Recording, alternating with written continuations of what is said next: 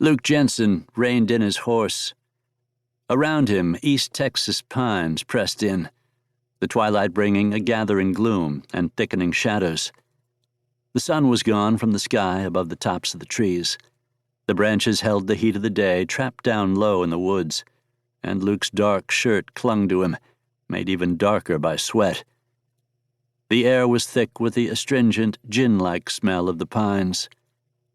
Removing his black hat, he swept his sleeve across his forehead, soaking up the perspiration clinging there. His hair was lank with sweat. The humidity here was far different from farther west, out on the frontier where the air was dry as an old skeleton. What it reminded him of most was Georgia during the war, back when the Yankees burned Atlanta. Luke didn't think much about the war these days. It had ended badly for him. But it had started him on the road to a new life. He drank from his canteen and eyed the sandy trail his horse stood on. Dried pine needles littered the ground in a soft carpet. He saw the track of another horse in the soft soil. He was getting closer. His job was hunting men, and this search was reaching its finish. He was glad because it had been a long ride from El Paso, and the money he'd collected on the Watley brothers was just about gone.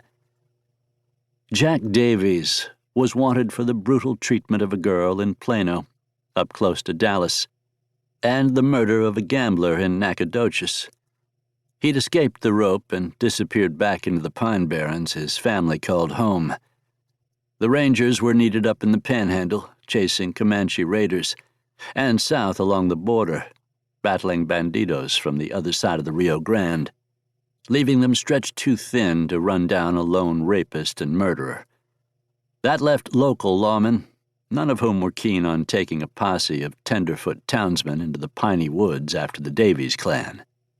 The bounty grew to $500, and that was enough money to put Luke on the trail. Luke studied the woods as he lowered the canteen. With the coming of evening, the birds had grown still. Squirrels and chipmunks no longer scurried through the underbrush. The silence grew oppressive. The last town was a 4-hour ride west. He was alone in these woods.